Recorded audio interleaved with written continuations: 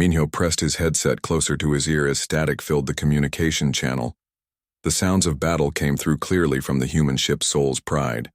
Captain Jiho's voice cut through the noise, calm and professional. Engine room reports minor damage to port thruster. We can handle it. Weapons, give me a status on forward batteries. All systems green, Captain. We have full power to main guns.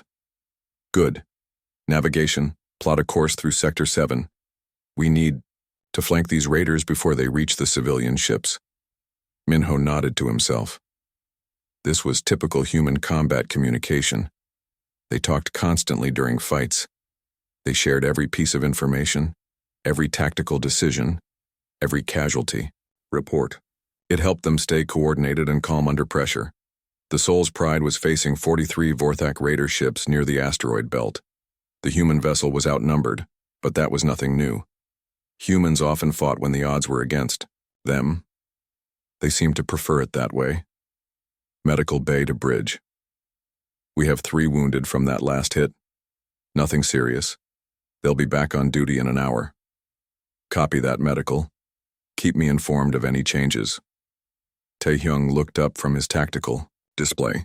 The tall, blue-skinned Altarian had been watching space battles for over 20 years. He knew how these fights usually went. The humans would keep talking, keep fighting, and somehow find a way to win. They always did. The human ship is taking heavy fire, Taehyung called out to the rest of the monitoring station. But their communications are normal. Captain Jiho sounds confident. Hyunwoo shifted in his chair. The elderly Centaurian had worked with humans before, during the border conflicts with the Zephyrian rebels. He knew their patterns better than most aliens did. Something about this fight felt different, but he could not explain what. Damage control teams to Deck 5. We have a hull breach in Section 12. Medical teams stand by. Engineering here. We can reroute power around the damaged systems. Give us 5 minutes. Communications, send a request to Kepler Station. We might need backup if more raiders show up. Minho responded immediately. Soul's Pride, this is Kepler Station. We have 2 patrol ships in your area. They can be there in 30 minutes. Negative, Kepler Station. We can handle this, just keep monitoring. We'll call if we need help. That was also typical for humans. They rarely asked for help unless they really needed it. They preferred to solve their own problems. The battle continued for another hour. The Soul's Pride moved through the asteroid field like a predator hunting prey. Captain Jiho's crew worked together perfectly. They called out targets, coordinated their attacks, and supported each other when things got difficult. Direct hit. On Raider Ship 7, their engines are down. Good shot. Target the next ship in line. Don't let them regroup. Medical bay to bridge. We have 5 more wounded. 1 serious injury to Ensign Taemin. He'll be fine, but he needs surgery. Understood. Get him to the operating room. We'll handle things. Up here. Then, without any warning, the communication channel went completely silent. Minho checked his equipment. All systems were working normally. The signal from Soul's Pride was still strong, but no voices came through the speakers. Soul's Pride, this is Kepler Station. Please respond. Nothing. Soul's Pride, do you copy? Still nothing. Taehyung stood up from his console. I'm reading massive energy discharges from the human ship. Their weapons are firing constantly, but there's no communication at all. Maybe their communication system was damaged, suggested Byung, the young Keltharan who worked the night shift. No, said Hyunwoo quietly. Their systems are working fine. I can see the signal strength. They're just not talking. Minho tried again. Soul's Pride, this is Kepler Station. We show your communications are active. Please respond to confirm your status. The silence stretched on. Minutes passed, then more minutes. The tactical display showed the Soul's Pride moving through the Vorthak formation with deadly purpose. Ship after ship disappeared from the scanner as the human vessel destroyed them one by one. This is impossible, Taehyung muttered. Look at their attack pattern, it's perfect. Too perfect. No ship can move like that without constant communication between the crew. But the Soul's Pride was doing exactly that. The ship turned and twisted, through space like it was dancing. Every shot hit its target. Every movement was calculated and precise. The Vorthak raiders tried to escape, but the human ship was always one step ahead of them. Hyun-woo watched the display with growing unease. He had seen humans fight before, but never like this. During the border wars, human ships had been loud and chaotic. The crews had argued, joked, and complained constantly over the communication channels. They had seemed almost casual about combat.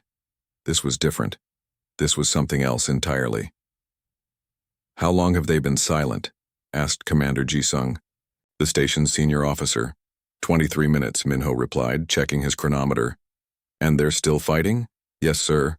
They've destroyed 31 raider ships so far. No sign of stopping." Commander Ji-sung was a Thraxian, a species known for their warrior culture. He had commanded troops in dozens of battles across the galaxy. He had never seen anything like what the Soul's Pride was doing. Try to contact them again. "Soul's Pride, this is Kepler Station. Please respond. We need confirmation of your status." The silence continued for 4 more minutes. Then, suddenly, Captain Jiho's voice came through the speakers. It was calm and steady, as if nothing unusual had happened. "Kepler Station, this is Soul's Pride. Raider threat neutralized. Requesting salvage crews for debris cleanup." Minho stared at his communication panel. "Soul's Pride, we show 43 enemy vessels in your area. Can you confirm their status?" "All enemy vessels destroyed. No survivors detected. We are standing down from combat status." Taehyung looked at his tactical display in disbelief. The space around Soul's Pride was filled with debris. Every single Vortex ship was gone. Not damaged, not disabled, but completely destroyed. "Soul's Pride, what is your crew status?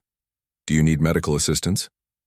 "Negative, Kepler Station. All crew members are alive and functional. Minor injuries only. We are returning to normal patrol duties." Commander Ji-sung stepped forward. "Captain Jiho, this is Commander Ji-sung at Kepler Station. Can you explain why your communications went silent during the engagement?"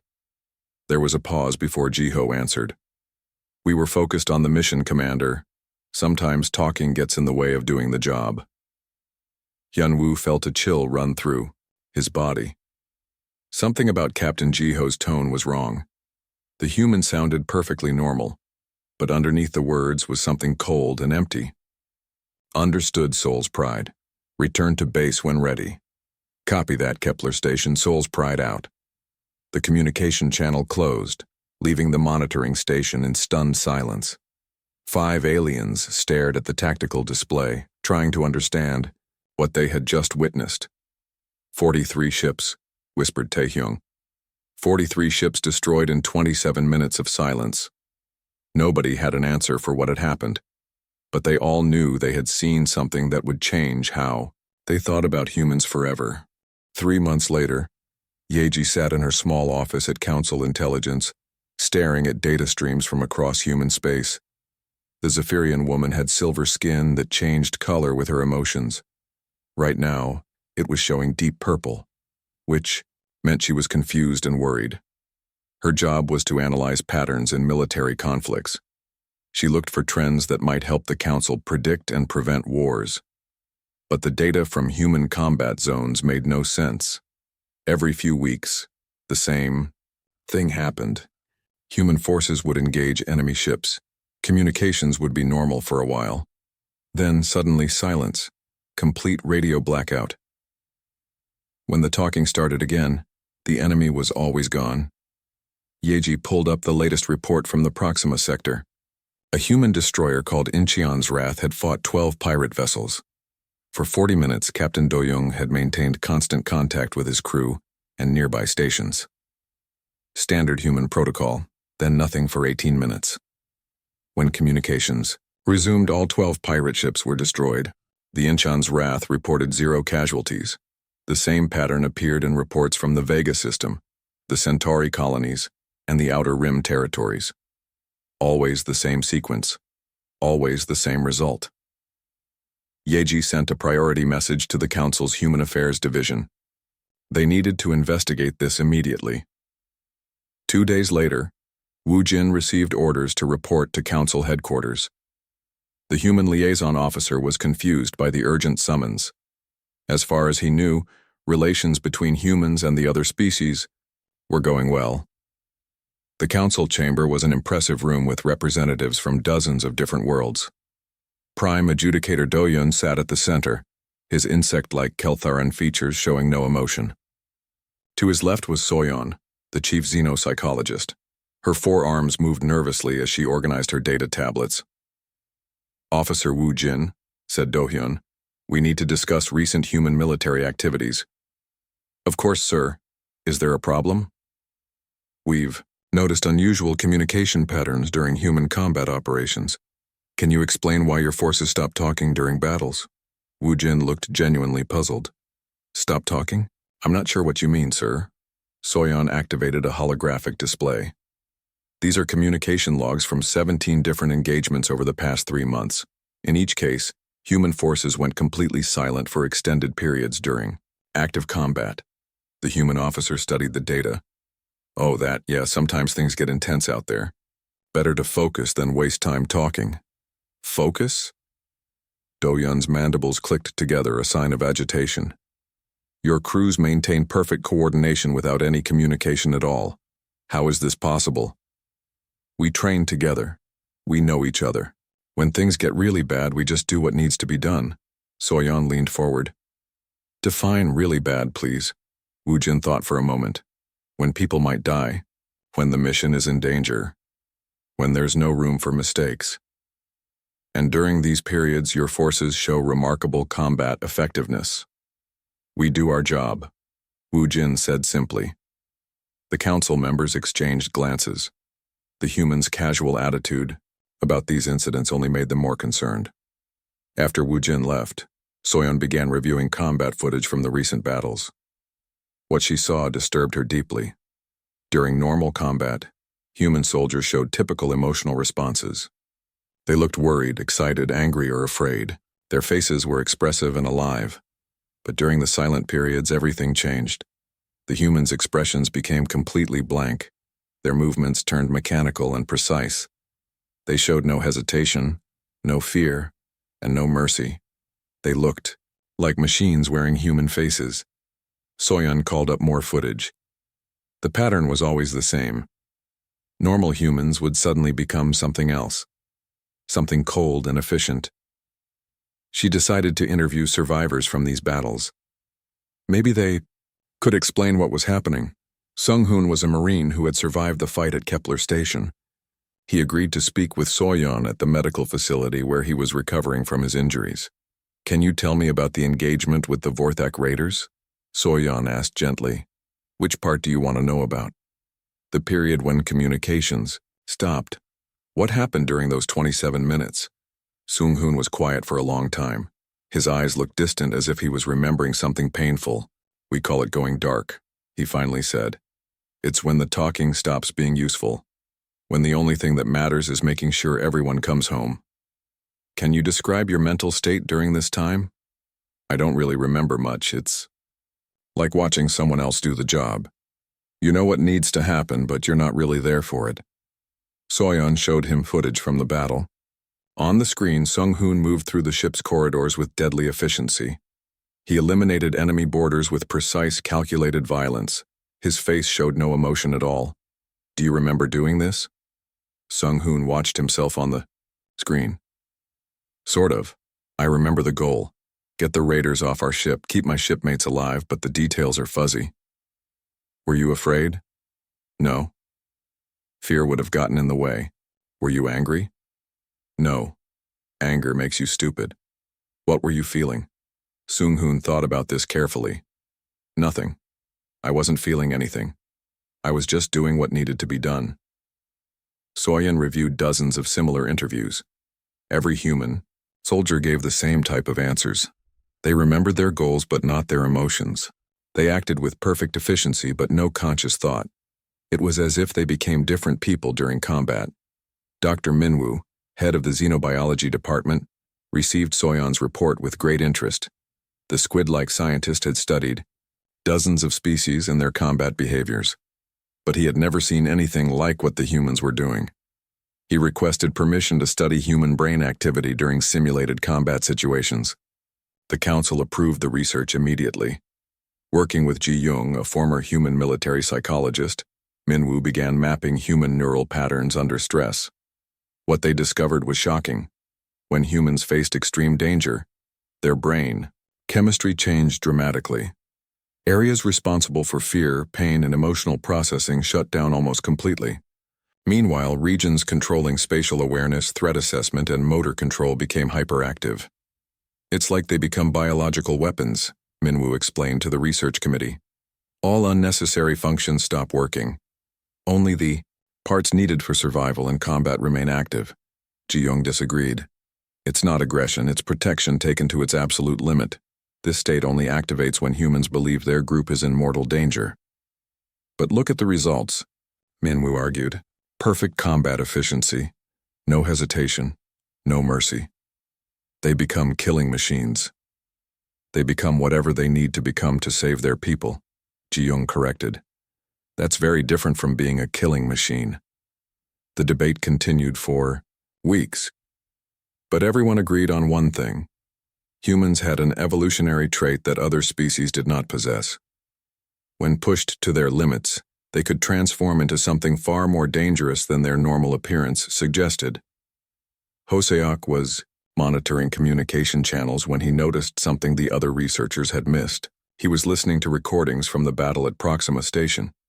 Just before the humans went silent, Captain Do-young gave an order that stood out.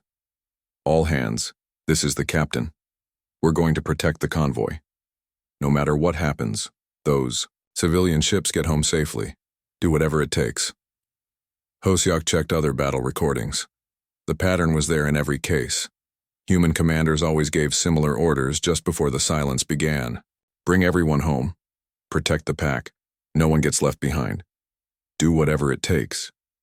The humans weren't going quiet because they wanted to kill. They went quiet because they had decided they were willing to become monsters to protect the people they cared about. This realization made the pattern even more disturbing. The humans weren't losing their humanity during these battles. They were choosing to sacrifice it, and they did it willingly, knowing they might never get it back. Minwoo's laboratory was the most advanced xenobiology research facility in Council space. The large dome-shaped building contained equipment that could analyze the biology of any known species. But even with all this technology, the results of his human studies were hard to believe. "Show me the brain scans again," requested Seok-jin. The massive Thraxian warrior stood over 2 meters tall and had fought in more battles than most soldiers could imagine. His species was known throughout the galaxy for their combat skills, but what he was seeing in these human test results challenged everything he thought he knew about warfare. Ji-young activated the holographic display.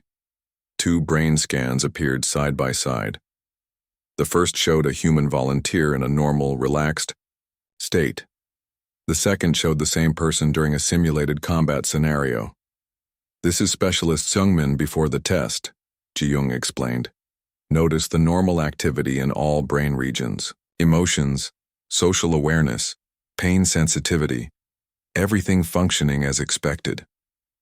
The first scan showed bright colors throughout the brain. Different areas pulsed with activity as the human thought, felt, and reacted to his environment. Now, watch. What happens when we trigger the stress response? The second scan was completely different. Large sections of the brain went dark, while other areas blazed with intense activity. It looked like a different species entirely. "The limbic system shuts down almost completely," Ji-young continued. "No fear, no emotional pain, no social inhibitions. Meanwhile, the motor cortex and spatial processing centers become hyperactive. Reaction time improves by 30%. Pain tolerance increases by over 200%. Seok-jin studied the scans carefully. "How long does this state last?" "As long as the threat remains active. We've recorded instances lasting over 4 hours with no degradation in performance." "And when it ends?" "The brain returns to normal function within minutes, but there are lasting effects. Memory formation is impaired during the event. Many subjects report feeling disconnected from their actions during this time." Minwoo manipulated the display to show cellular activity. "Look at the neurochemical changes. Adrenaline levels increase by 500%. Endorphin production goes through the roof. Pain signals are almost completely blocked. What triggers this response? Asked Yuna, the human anthropologist who had joined the research team. Extreme threat to the individual or their group, Ji-young answered. But not just any threat. The danger has to be perceived as existential, life or death. Yuna nodded thoughtfully. That matches what we know about human evolution. This trait probably developed during our early history when small groups faced constant threats from predators or rival tribes. You're saying this is normal for humans? Seokjin's voice carried a note of concern. Normal but rare, Yuna explained. Most humans never experience this state in their entire lives. Modern human society is generally safe enough that such extreme stress responses aren't needed. Except in military combat, Minwoo observed. Exactly. Military training deliberately creates scenarios that might trigger this response, but even then, it only happens when soldiers truly believe their lives or their comrades' lives are in immediate danger. Seokjin walked to the window overlooking the research complex. My people are warriors. We pride ourselves on our combat abilities, but we've never seen anything like this. When Thraxians fight, we remain ourselves. We feel fear, anger, pain. These emotions make us strong. Humans are different, said Yuna quietly. When we need to, we can stop being human for a while. The research team continued their work for several more weeks. They tested volunteers from different human military units. The results were always the same. Under extreme stress, humans could transform into something that barely resembled their normal selves. Hosiak was analyzing communication patterns when he made another disturbing discovery. He had been studying the timing of these silent periods across different battles. A clear pattern was emerging. The silence always begins after a specific type of event, he reported to the research committee. Loss of civilian lives, capture of human personnel, or destruction of Allied vessels with significant casualties. So it's triggered by loss, Soyeon concluded, not just any loss.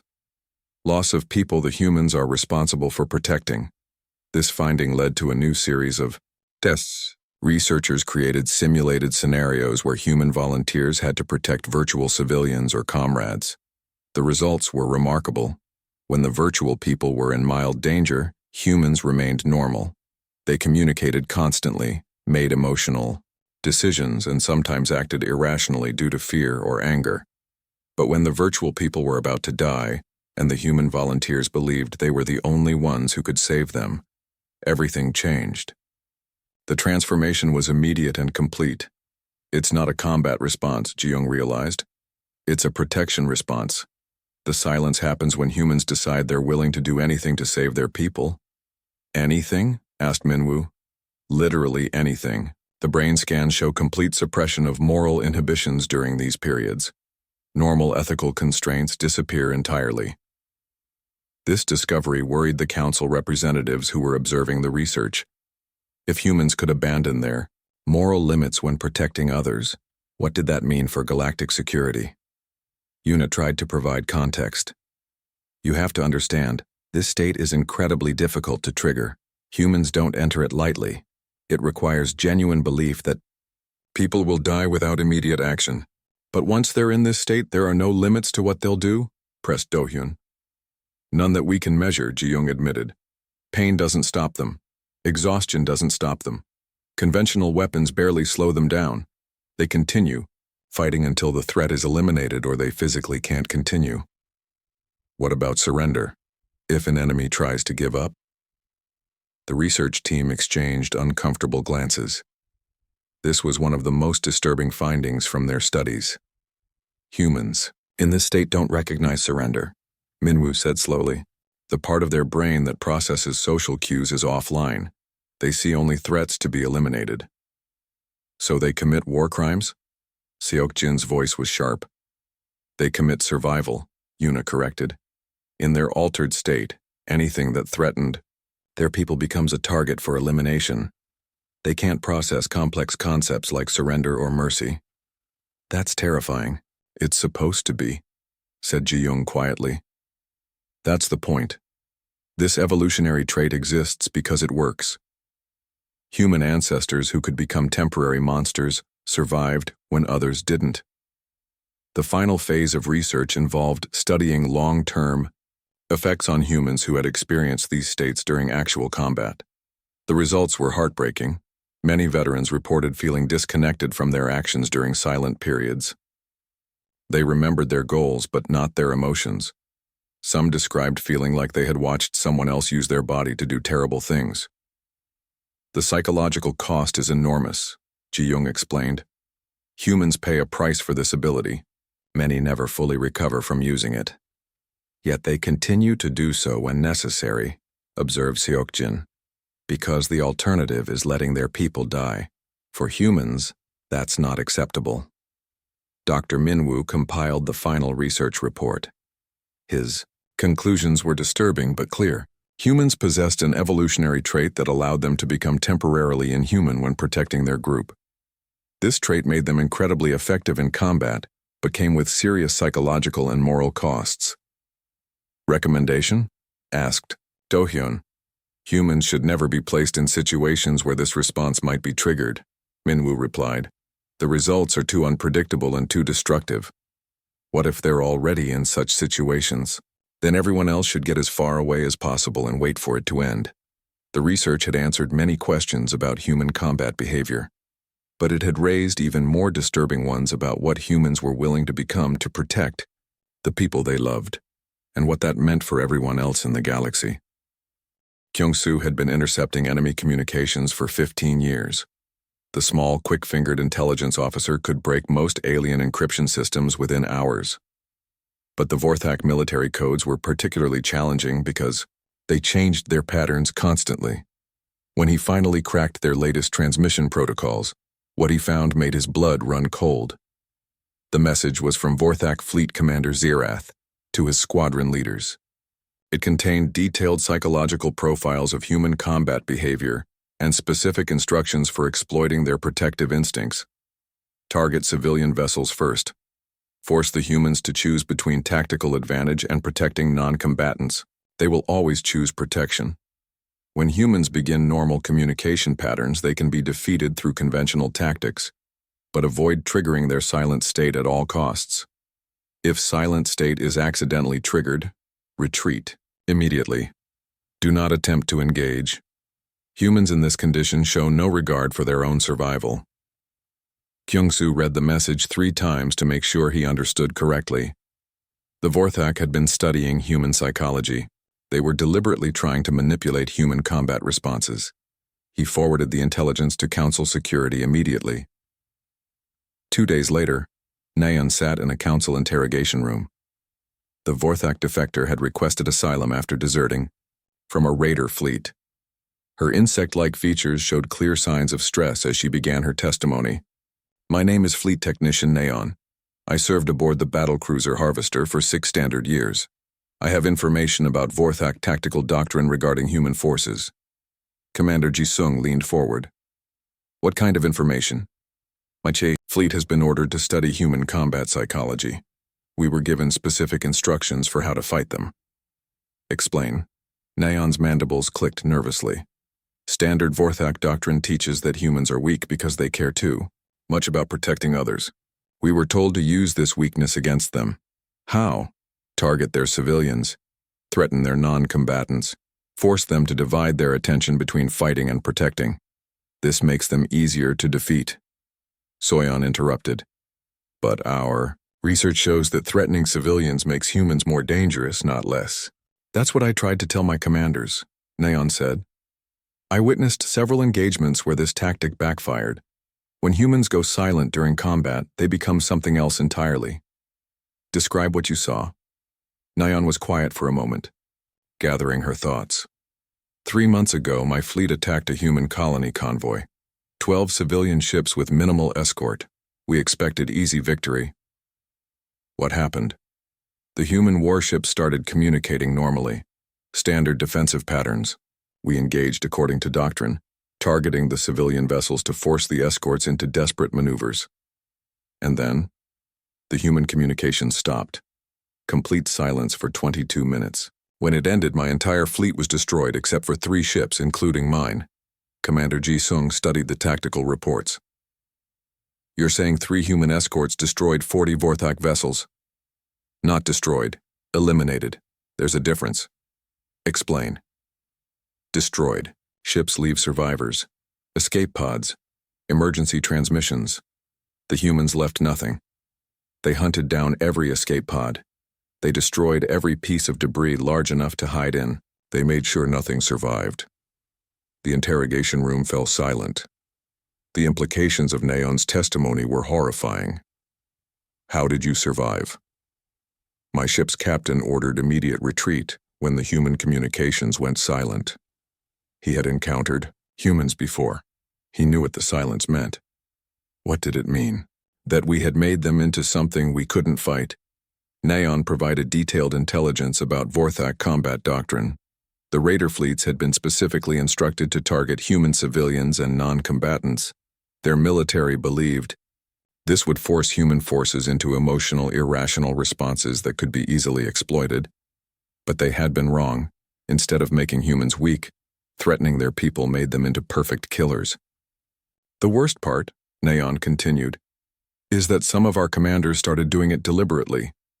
They would attack human civilians not to win battles, but to trigger the silent response. They wanted to see what humans become when they stop being human. 3 weeks later, the Council's worst fears were realized. Inwoo commanded the human dreadnought Busan's Hammer, one of the most powerful warships in the galaxy. He was known as a calm, reasonable officer who preferred diplomatic solutions to military ones. His crew respected him for his fair treatment and rational decision-making. That changed when they received an emergency transmission from the colony, ship New Seoul. This is Captain Yunbi of the New Seoul. We are under attack by unknown vessels. Repeat, we are under attack. We have 847 families aboard, requesting immediate assistance. Inwoo's response was swift and professional. New Seoul, this is Busan's Hammer. We are en route to your position. Maintain course and speed. Help is coming. The dreadnought's crew worked with practiced efficiency. Ji-hoon coordinated with the navigation team to plot the fastest route to the colony ship. Wonho prepared the weapons systems for combat. Sang-hyuk organized medical teams to treat expected casualties. For 40 minutes, communications remained normal. Updates flowed between departments. Officers reported status changes. The crew maintained their usual professional chatter. Then Wonho's voice cut through the bridge communications. Captain, I'm reading massive explosions from New Seoul's position. Multiple secondary detonations. Sir, I think they're gone. The bridge fell silent. Everyone stared at their displays, hoping for any sign that the colony ship had survived. Confirm that report, Inwoo said quietly. Confirmed, sir. No life signs. No transponder signals. Debris field consistent with total hull destruction. Inwoo stood slowly from his command chair. When he spoke again, his voice was completely different. Calm, cold, and empty of all emotion. All departments, this is the captain. Operational parameters have changed. Execute Protocol 7. No survivors. Ji-hoon had never heard of Protocol 7. He checked the ship's tactical database and found a classified entry he had never seen before. Reading it made his hands shake. Protocol 7 was a standing order that could only be activated by the ship's captain. It suspended all normal rules of engagement. There would be no prisoners taken, no mercy shown, no quarter given.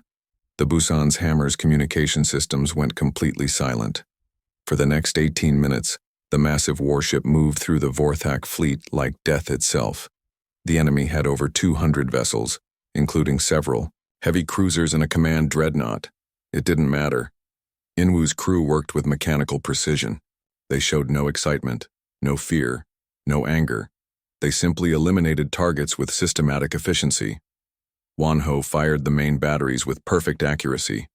Every shot found its mark. Every target was destroyed completely.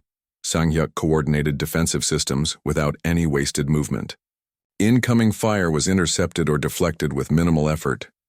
Ji-hoon plotted attack courses that maximized damage while minimizing the enemy's ability to respond effectively. The bridge crew moved like parts of a single machine. No words were needed. Everyone knew what had to be done. When the Vorthak fleet tried to surrender, the humans ignored the signals. When enemy ships attempted to retreat, they were hunted down and destroyed. When escape pods jettisoned from damaged vessels, they were eliminated before they could reach safety. The battle ended when the last Vorthak ship exploded in a brilliant flash of light. Ji-hoon counted the debris fields on his scanner. 237 enemy vessels destroyed. Not damaged, not disabled, but completely eliminated. Threat assessment complete, Inwoo announced calmly. Colony ship casualties, 847 families. Proportional response has been calculated and executed. His voice carried no emotion at all. He might have been discussing the weather. Sir, Ji-hoon said carefully, the Vorthak fleet is completely destroyed. Should we search for survivors? Negative. Threat has been neutralized. All hostile assets have been eliminated.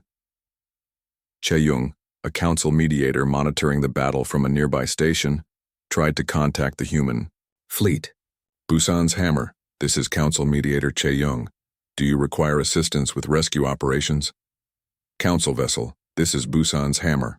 No assistance required. Area is secure. Threat assessment complete. Busan's hammer, what is your casualty status? No casualties reported, all crew members functional. Chae-young checked her sensor readings again. The human ship had fought outnumbered 40-1 and taken no damage at all. It seemed impossible. Busan's hammer, can you confirm the destruction of all hostile vessels? Confirmed. 237 enemy ships eliminated. No survivors detected. Proportional response executed successfully. The word proportional sent chills through Chae-young's body. 800 families had died on the colony ship. The humans had responded by ensuring that no one in the attacking fleet would ever threaten anyone again. They had not just won a battle. They had calculated an equation for vengeance and executed it with mathematical precision, and they had done it all in perfect, terrifying silence. Moonbyul had spent 3 months writing the most important document of her career. The thick report sat on the conference table in front of the full council assembly. Representatives from 47 different worlds waited to hear her recommendations. Teamwork. Title page read, Emergency Protocol Alpha 7. Recommended response to human combat state transitions. Honored representatives, Moonbyul began, our research into human combat psychology has revealed capabilities that require immediate policy changes. I will present our findings and recommendations. She activated the holographic display. Battle footage from the past 6 months played for the assembled delegates. Ship after ship was destroyed with mechanical precision. Human forces moved through enemy formations like predators hunting prey. In each of these engagements, human forces exhibited the same pattern. Normal communications followed by complete silence, then systematic elimination of all hostile forces. Yoongi, the Altarian delegate, raised a thin blue hand. You're asking us to create policy based on fear of our own allies. I'm asking you to create policy based on documented evidence, Moonbyul replied. When humans enter what we term enhanced combat state, they become fundamentally different entities. Standard, tactical assumptions no longer apply. She showed brain scans from Dr. Minwoo's research. During these periods, humans show complete suppression of pain response, fear reaction, and moral inhibition. They continue fighting until the threat is eliminated, or they are physically incapable of continuing. That sounds like ideal soldiers, commented Jong-hun, a Keltheran military advisor. Ideal killers, corrected Wien. The small, scarred veteran had survived the battle at Vega Prime, where she watched human Marines continue fighting with injuries that should have been fatal. I saw a human soldier take direct hits from plasma rifles and keep moving. His armor was melted to his skin, but he completed his mission. The assembly grew quiet. Wien's testimony carried weight because she had fought alongside humans for 3 years. During the silent periods, humans don't recognize surrender, she continued. They don't see wounded enemies. They don't distinguish between combatants and non-combatants if they're perceived as threats. They see only objectives to be achieved and obstacles to be removed. Do-hyun clicked his mandibles thoughtfully. Are you saying humans become war criminals during these episodes? No, said Ji-young, who had been invited to provide expert testimony. War crimes require conscious decision-making. Humans in enhanced combat state aren't making moral choices. The parts of their brain that process ethics are offline. That's worse than war crimes, muttered Seok-jin. At least criminals know they're doing wrong. They know afterward, Ji-young clarified. When they return to normal brain function, humans remember their actions. Many suffer severe psychological trauma from what they did while in the altered state. Moonbyul brought up the next section of her presentation. Based on our analysis, we recommend the immediate implementation of Emergency Protocol Alpha 7. The protocol outline appeared on the display. It was simple and direct. When human forces cease communications during active combat, all Allied vessels will immediately withdraw to minimum safe distance and await further instructions. The emergency signal will broadcast on all frequencies. Human forces have entered enhanced combat state. All non-human personnel evacuate combat zone immediately. You want us to run away from our own allies? Yoongi's voice carried disbelief. I want us to survive encounters with them, Moonbyul replied. The data is clear. When humans go silent, staying in the combat zone becomes extremely dangerous for everyone. What about coordination? Joint operations? Impossible during these periods. Humans in enhanced combat state don't recognize friend from foe based on normal identification. They rely on pre-programmed threat assessment. If you're in their combat zone, and not obviously human, you become a potential target. Taeyeon, a Zephyrian diplomat, spoke up. This protocol essentially admits we're afraid of humans. We should be, said Wien quietly. I've seen what they become. You haven't. Moonbyul continued her presentation. The protocol includes provisions for post-combat, medical and psychological support. Humans returning from enhanced combat state often require immediate assistance. What kind of assistance? Asked Mino, a medical specialist. Reorientation therapy, memory integration counseling, treatment for dissociative episodes. The psychological cost of these transformations is enormous. Jae-hyun, the human fleet admiral, had been silent throughout the presentation. When called upon for comment, his response became part of council historical record. You're asking me to comment on a protocol designed to protect you from my own people, he said slowly. That should tell you everything you need to know about why Earth is still standing after all these years. Admiral, do you support the implementation of this protocol? Asked Do-hyun. If you have to run from us to feel safe, then yes, you should run. We never wanted to be the thing you're afraid of, but we are what we need to be to protect our people. Are you threatening the council? No, I'm explaining reality. Humans will always choose to become monsters rather than let their people die. If that scares you, the problem isn't with us. The debate continued for hours. Some delegates argued that the protocol would damage human-alien relations. Others insisted it was necessary for galactic security. In the end, the vote was closer than expected. Protocol Alpha 7 passed by only 12 votes. 3 weeks later, Taehyung found himself back at his monitoring station, implementing the new procedures for the first time. A priority alert came through the communication system. All stations, this is Seoul's pride. We have hostile contacts in Sector 7. Multiple Zephyrian pirate vessels attacking merchant convoy, moving to intercept. Taehyung recognized Captain Jiho's voice, the same captain who had gone silent months earlier during the first incident he had witnessed. Seoul's pride, this is Kepler Station. Confirm hostile count and disposition. Kepler Station, we show 26 pirate vessels. Mixed classes. They've already destroyed 2 freighters. We're moving to protect the remaining convoy ships. The communication continued normally for 15 minutes. Captain Jiho coordinated with his crew, requested tactical updates, and reported their progress toward the battle zone. Engine room reports ready for combat speed. Weapons shows all systems nominal. Medical bay standing by for casualties.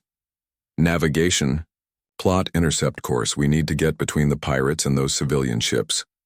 Communications, send a message to the convoy. Tell them to maintain course and speed. Help is coming. Then Jiho's voice came through one final time, calm and clear. All stations, this is Soul's Pride, going dark, see you on the other side. The communication channel went completely silent. Taehyung's hand moved to the emergency protocol activation without hesitation. Alarms began sounding throughout the station as the new signal broadcast on all frequencies. All vessels, this is Kepler Station broadcasting emergency protocol Alpha 7. Human forces have entered enhanced combat state. All non-human personnel evacuate combat zone immediately. Repeat, evacuate combat zone immediately. Across the sector, alien ships changed course rapidly. Some had been moving to assist the Soul's Pride. Others had been conducting routine patrols nearby. All of them received the same order: get away from the humans as quickly as possible. Taehyung watched his tactical display with a mixture of awe and terror. The Soul's Pride moved through the pirate formation like a knife through paper. One by one, enemy vessels disappeared from his sensors. How long this time? Asked Hyunwoo. 19 minutes so far, Taehyung replied, checking his chronometer. Any word from the convoy? They're safe. The Soul's Pride positioned itself between the pirates and the civilian ships before going silent. The silence stretched on. 25 minutes, 30, 35. Finally, Captain Jiho's voice returned to the communication channel. It was calm and professional, as if nothing unusual had happened. Kepler Station, this is Soul's Pride. Pirate threat neutralized. Convoy is secure. Requesting medical ships for survivor rescue. Taehyung checked his sensors. 26 pirate vessels had become debris fields. The merchant convoy was intact and safe. Soul's Pride understood. Medical ships are en route. What is your crew status? Minor injuries only. All crew members, functional. We are standing down from combat status. Soul's Pride, this is Admiral Jaehyun aboard the Incheon. Are you ready to receive support vessels? Affirmative, Admiral. Combat zone is secure. Threat has been eliminated. As rescue ships moved into the area, Taehyung realized something important. The protocol had worked exactly as designed. The human ship had protected the convoy and eliminated the threat. Allied vessels had stayed safely away during the dangerous period. No one had been caught in the crossfire, but it also meant that the galaxy had officially acknowledged what humans became during combat. They had created a special signal just to warn everyone when humans stopped being human. The protocol would save lives and prevent friendly fire incidents, but it also marked a fundamental change in how the galaxy viewed humanity. They were no longer just another member species of the Council. They were something unique and dangerous, something that required special handling and careful management. They were the species that other species had to run away from.